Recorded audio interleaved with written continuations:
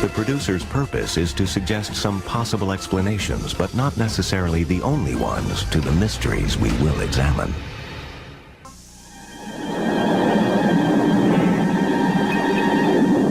A powerful hurricane is moving in fast from 100 miles at sea.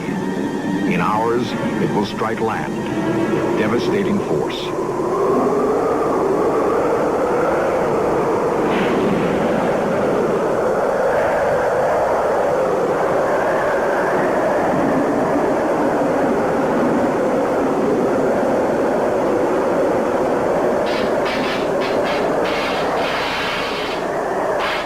In the face of a hurricane's fury, we are left completely helpless.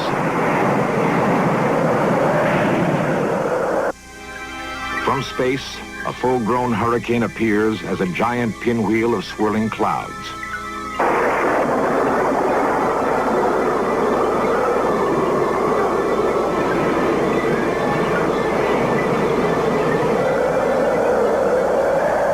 On Earth, they are the most violent and frightening of all nature's storms.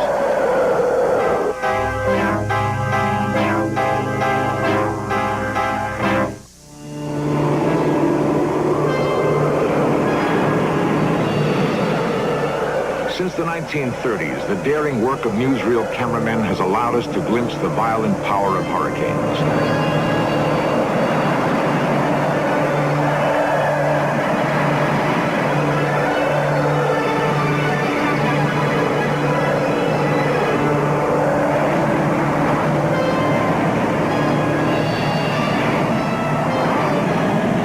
With little warning, they pound against our coastlines like sledgehammers.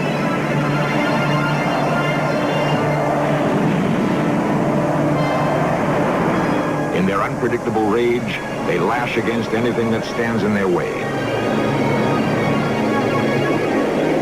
The destruction to property is enormous. Their toll in human lives is massive.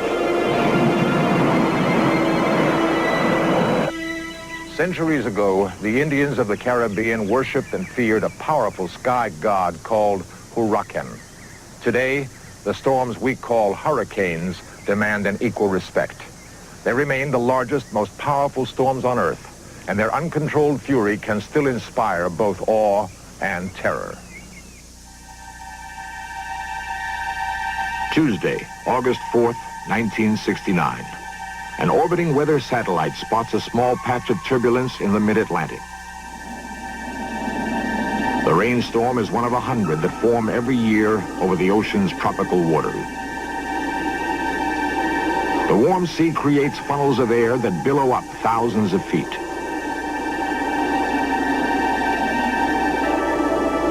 The clouds gather together. The Earth's rotation gives them spin. A hurricane is born.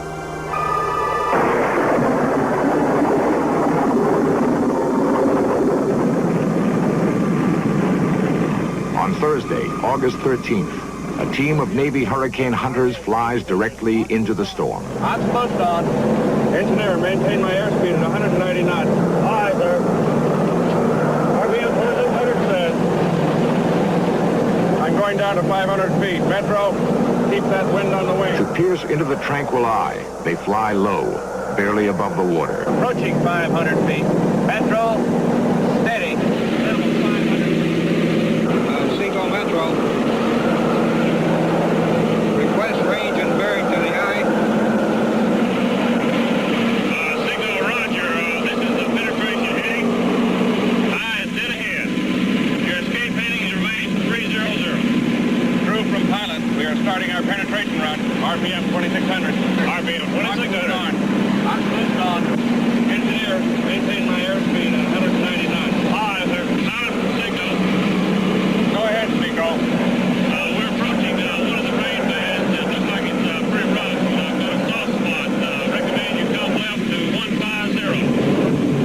Surface wind is slightly forward of the port wing, 310 degrees, 120 knots. Pressure is dropping rapidly. I read 310 to 120 knots down there. Well, that was a rough one. Finally, in the eye, instruments measure the hurricane's strength and gauge its size and speed. Temperature and wind eye. The early indications are alarming. It is a big storm and still growing. For more than a week, the storm churns across the Atlantic and into the Caribbean Sea. There she lingers, gathering strength. Her final path still unknown.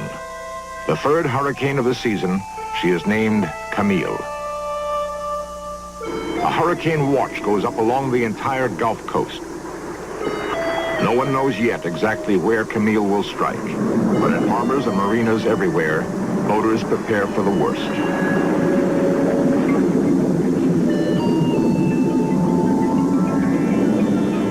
Suddenly, the message goes out. Camille has made her move. She's heading directly for the Mississippi coast. Sunday, August 16th. Advanced winds hit the coastline. Everywhere, people start boarding up.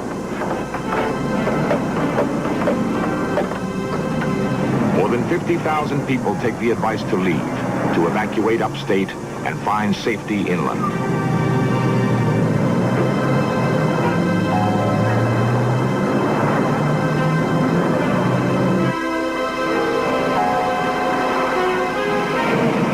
As the hurricane draws closer, there are those who choose to stay behind. The young, the unbelievers, the thrill seekers, the sightseers, the stubborn.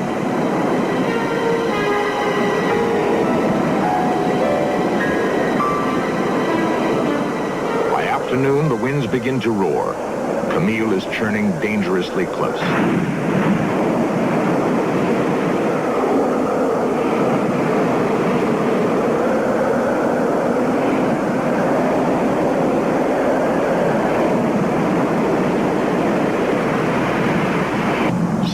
Attempt a last-minute escape. For most, it is too late. The roads are blocked or washed away. In the drenching rain and wind, levees collapse, flooding entire towns.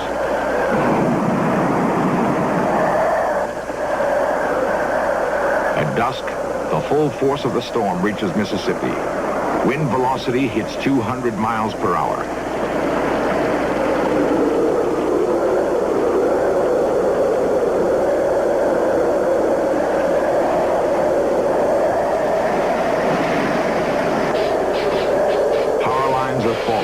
Starting fires.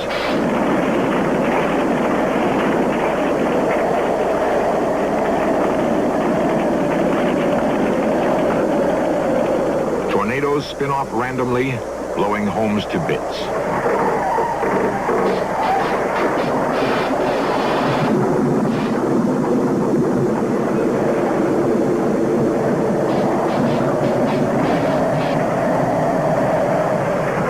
At midnight, final blow. A 30-foot tidal surge smashes the coast.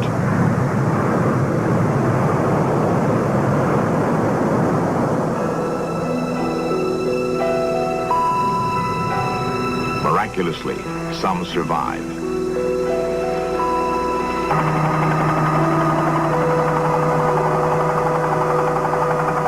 By morning, it is over. The coastline is in shambles. Entire towns are wiped away.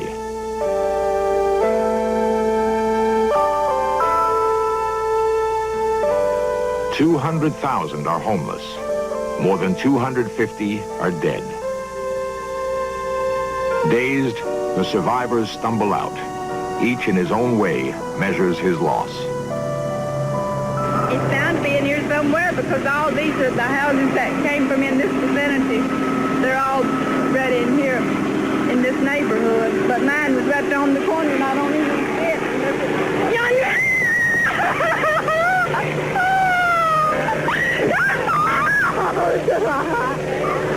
That gray one yonder, that's my house.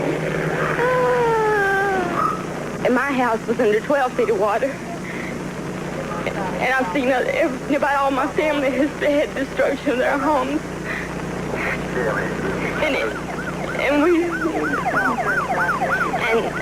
I hope I never see nothing like this again. I'm not young, but it takes this hard blow.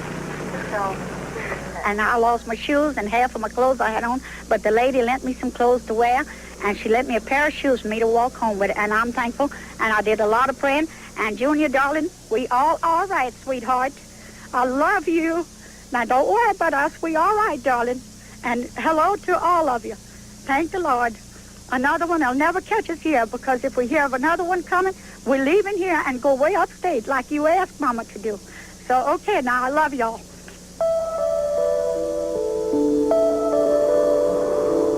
In its sheer destructive intensity, no storm in recorded history has matched Camille. It was the greatest storm of any kind to ever affect this nation. Inevitably, there will be others. Miami, 1965. The early winds of a coming storm offered some residents an opportunity to play.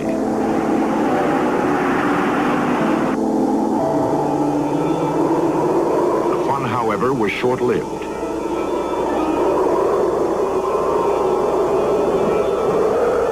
Roaring quickly toward the coast was a hurricane named Betsy. It was the first to threaten eastern Florida in several years.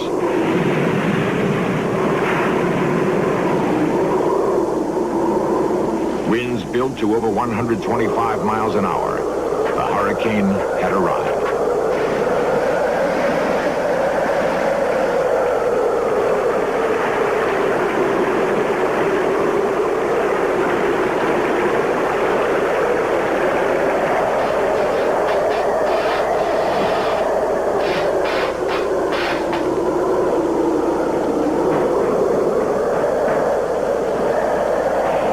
The storm pushed tons of water into Miami Beach. The ground floors of houses and hotels turned into rivers and pools.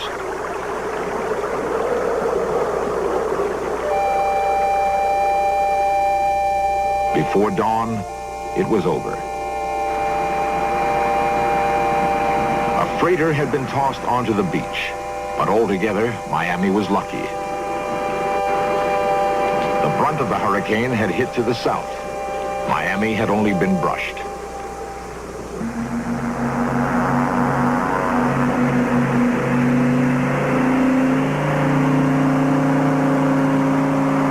Today, weather scientists use flying laboratories to study hurricanes for their working secrets.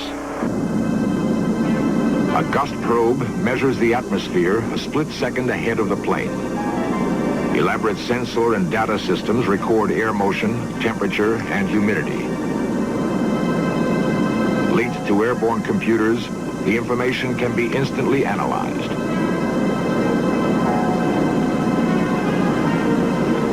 We still lack an exact knowledge of how and why hurricanes form, but we are constantly learning more about their complex functioning. Discoveries made on experimental reconnaissance flights may someday save countless lives from the most violent storm on Earth.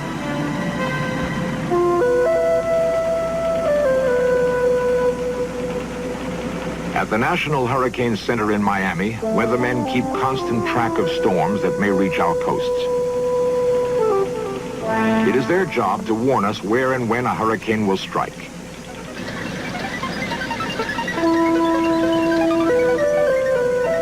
A huge coastal radar net is but one part of the center's hurricane detection and early warning system.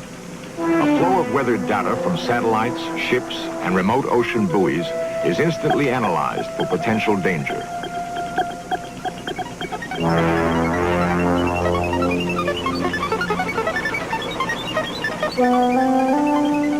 A special hurricane teletype circuit issues immediate warnings whenever a hurricane threatens.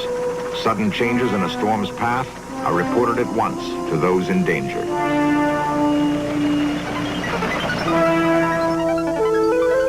Dr. Neil Frank is director of the National Hurricane Center. He heads all hurricane detection and warning operations for the entire United States.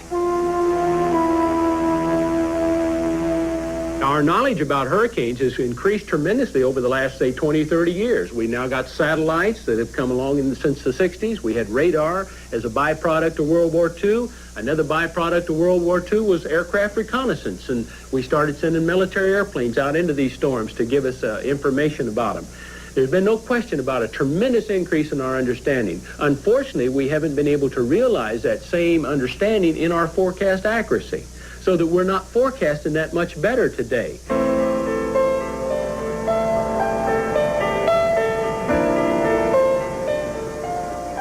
Miami Beach, a comfortable place in the sun that in recent years, like the rest of the coastline, has attracted large numbers of new residents.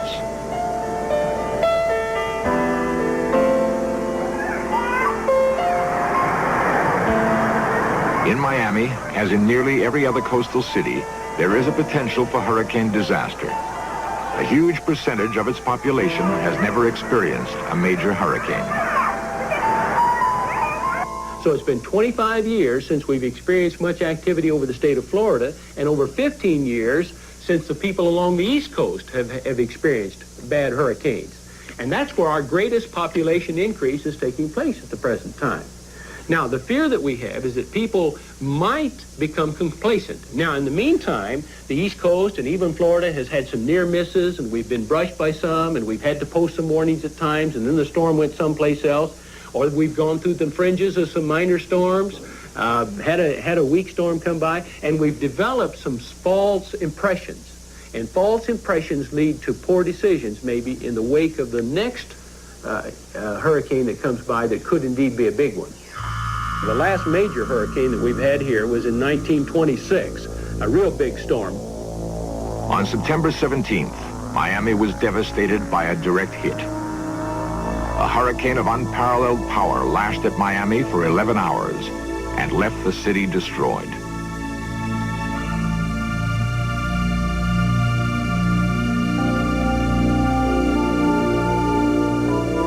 Based on the damage that Miami suffered in 1926, Dr. Frank has made a projection of what would happen if such a storm struck again. Here on Key Biscayne, the large hotels and condominiums will quickly flood to the second floor. Any structures not built on pilings will be in danger of collapse. As the hurricane sweeps in, the rest of Key Biscayne will go completely underwater. Most smaller dwellings will be flooded or submerged under the churning storm. People who do not evacuate in time will have little chance for survival.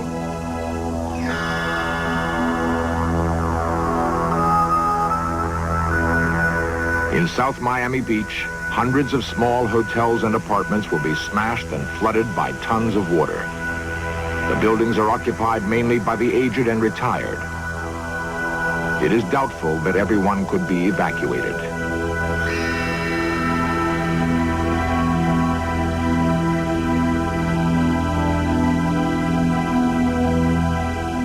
Facing directly into the path that a killer storm will take are the large and famous hotels of Miami Beach. Those that have been strongly built will survive even the biggest storm. Yet staying inside to weather it out could be a nightmare.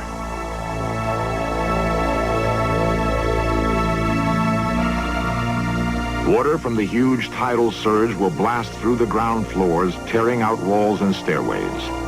Power will be cut off, leaving those inside trapped in darkness on the upper floors. People with medical problems will be left helpless.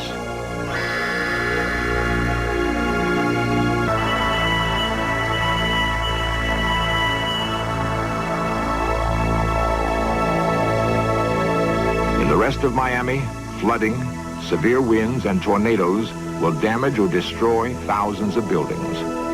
The death toll could be enormous. Yet knowing what might happen, will Miamians evacuate if warned?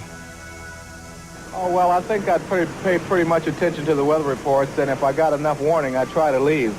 I don't know. I think my instinct would be to hide under a table. But I'm from New York, and I've never been in a hurricane. And I guess I probably want to run right out in it. Well, if they're on the water, they'll evacuate. But if they know they're comfortable and nothing's going to happen, then they'll stay there, and it's a good reason to have a party. In 1969, despite numerous warnings that Hurricane Camille was on the way, 28 people gathered in a third-floor hotel room to have a hurricane party. The Hotel Richelieu in Mississippi did not weather the storm.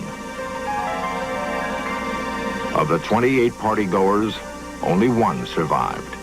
An 8-year-old boy floated out of the third-story window on a mattress.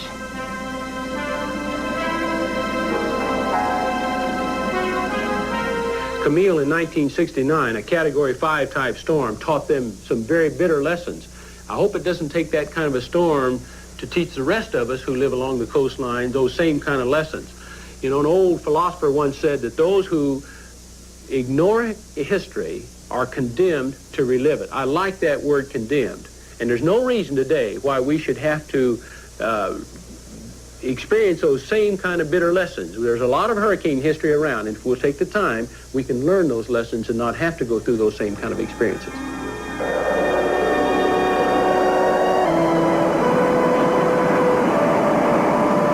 Today, we still know very little about how hurricanes begin and exactly what forces determine their paths. For now, at least, if threatened by their fury, we should heed the warnings of the past. Sometimes spy work needs a woman's touch. Oh, really? British intelligence uses a call girl to lure a Soviet secret agent on Spies tonight. And now he led the most powerful crime family in America. Let's meet mob boss John Gotti on Biography, next on A&E. It's time well spent.